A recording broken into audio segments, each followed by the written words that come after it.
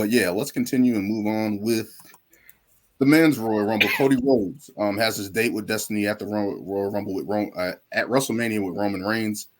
Cody Rhodes coming back from injury, that torn pec muscle. Basically, we saw this story written all along, and especially after not seeing Sammy in the Rumble, it was kind of written on the wall that Cody was going to Mania. He's legitimately now challenging Roman Reigns at Mania, but his Royal Rumble matchup. How do you guys feel about him in the Rumble? In the Rumble overall, the men's Royal Rumble. I was. Oh, you want to go first, Brian? No, you can go ahead, Luce. I was just saying you can go ahead first. It's funny because like I was watching the Rumble like with my brother and like a couple other friends. Mm-hmm. They don't watch wrestling like consistent, but they know some of the people. And as soon as Cody came out 30, and I'm like, well, I already knew since he hadn't popped up, it was just like we know how this is going, and I was fine with that. And I've seen a lot of reports now that say like, yes, everybody probably knew that Cody was going to win, but honestly, it's the right move. And like Dan said last time, like, do you put too much into this, like, and it's announcing that he's in the Rumble, which I honestly think they should have just left it a surprise. I feel like it a little bit more special. Hindsight, yeah. But to tell him, yeah, Cody's in the Rumble, unless he was like number 1, then I feel like, or even not even 1, like 10 or whatever, like maybe he wasn't healthy enough to last that long. Who knows? Which I heard some stuff that, maybe they didn't know if he was going to be like cleared or whatever, but I feel like they even would have not revealed it. It probably would have been more special because once you know he was in the Rumble and then boom, you hit 29, you're like, well, I think we know who's coming out and I think we know who's going to win, so, but it's the right call. It's the right call. I feel like anybody else going into the Rumble was just like, who are we betting on right now? Yeah. And like you said, if Sammy was in it, then everybody would be like, oh, you got Sammy, you're either gonna boo the shit or, but it was still the right move to make, though. Yeah, sometimes in pro wrestling, and this is to all the fans who are complaining about the predictable stuff. Sometimes the predictable route is the best route when it makes sense, and it makes complete sense to go in this direction. And when he came out 30, you knew what was going to happen. You knew he was going to end up coming out on top. And when you started, now your WrestleMania main event has the Rhodes family versus the Anoa'i family, 2 legendary wrestling families. So that's a huge main event. But talk about the men's Royal Rumble in of itself, which is funny because Louis, you said you were watching it with your friends. I was actually coming from my parents' house watching it on my phone, and I only have like 2 cons about it. One, even though they did focus on the main roster a lot more, which is always good, I still felt there should have been at least 1 or 2 NXT people. I felt like if you can get Carmelo Hayes and Bron Breaker, if it was just those, if you could have got those to represent NXT, would have been great. But what we got was also good, and I didn't like the final 4 of the Rumble. See, when I watched, that's my only gripe. Exactly. Yeah, I always watch to see who the final 4 are going to be because the final 4 sometimes you know automatically. Sometimes it could be a mystery. But having it was Gunther, Cody, Logan Paul, and Seth. I would have liked it if Seth and Cody had finished it, but I see why they didn't go in that direction. They want to build Logan Paul and Seth.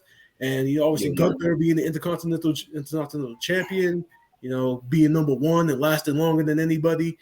I did like the exchange between him and Cody, and this really was one of the really good Royal Rumbles.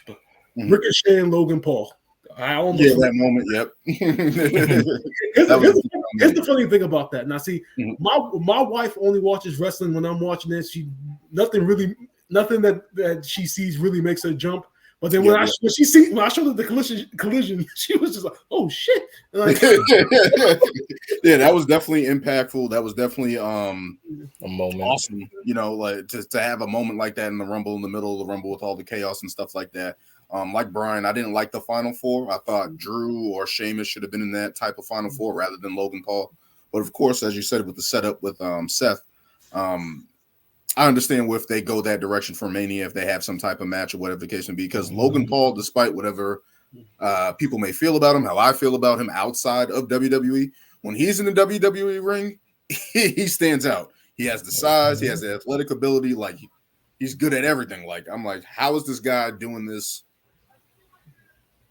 Like this in the Rumble, like this at SummerSlam. We've seen his other matches there. It's like, how the hell is this guy doing this, looking better than some people who have been in wrestling for years? Like he's doing this on the fly and able to do that. So that was impressive. Cody Rhodes, obviously the guy, the pick to win the Rumble. Everyone kind of picked him kind of unanimously.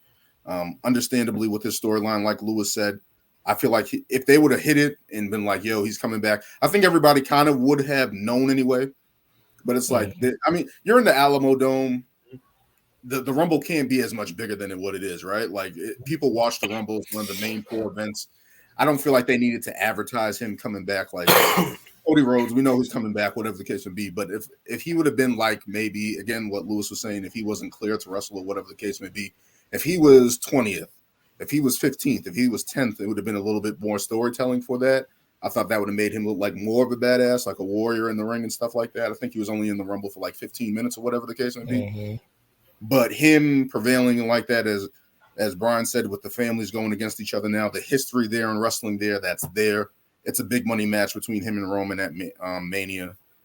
Gunther, Walter, I'm always going to call him Walter, had an awesome showing in the Rumble. And I liked how even he used heel tactics. He was running away. He was scared at certain moments in the Rumble. I thought he was the MVP of the Rumble, just carrying it, him being a big badass in the ring.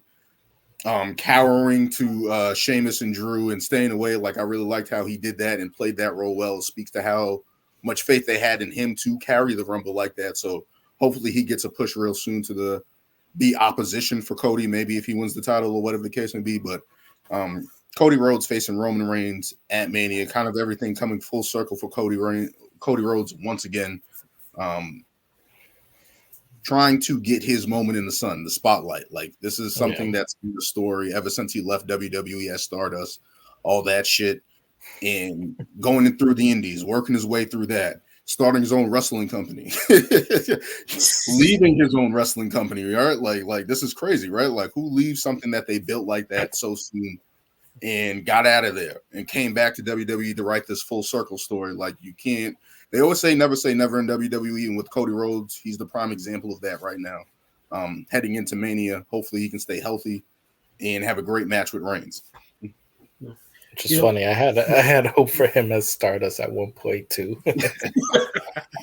Like the smallest amount of hope. I was like, if you guys make him a good heel and give him like the IC title, like you could have had something. Nah.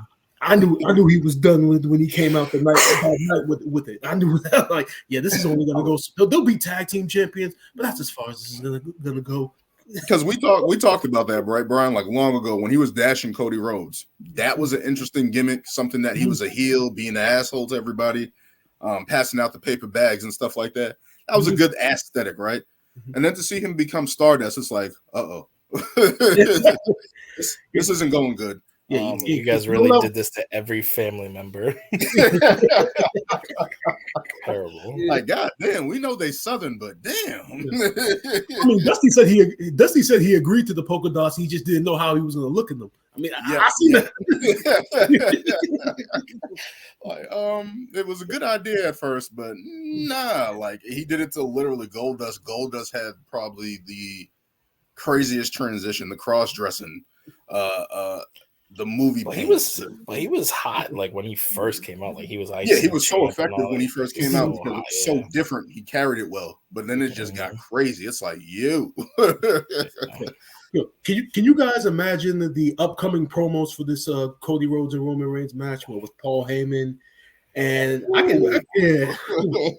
can picture Roman getting on the mic saying, "You went away and then tried to create something to destroy what I've built." Or something. I can picture him going in that. Like the because it's kind of like the Anoa'i family, the Samoan family has so much prestige, championships, long runs, multiple people that are great.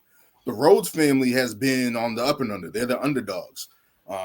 Dusty Rhodes, his whole WCW career, underdog, fighting from underneath, hard times promo.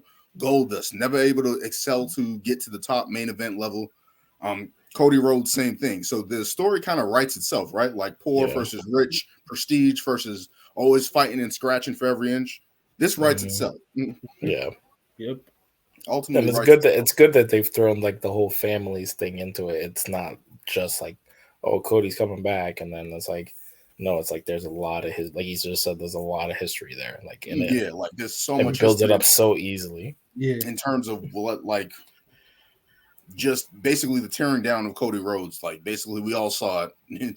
Him basically get ran out the business, and this ascension of Roman Reigns. It's like you can't write that any better. So hopefully the promos are awesome. I know Paul Heyman's going to tear into Cody Rhodes' family. I know that's going to be on the table. Because Dusty was one of his mentors, so yeah, he's gonna go in on him. So yeah. It's like there's so much history there because even in WCW, Paul Lee Dangerfield, he was in running the Dangerous Alliance in WCW. Dusty was there at that time, so to see all of that, hopefully WWE can put it together and have some great moments, some great sound bites, and really build this feud to be something like a blood feud. It's going to be awesome. It's going to be awesome. Yeah.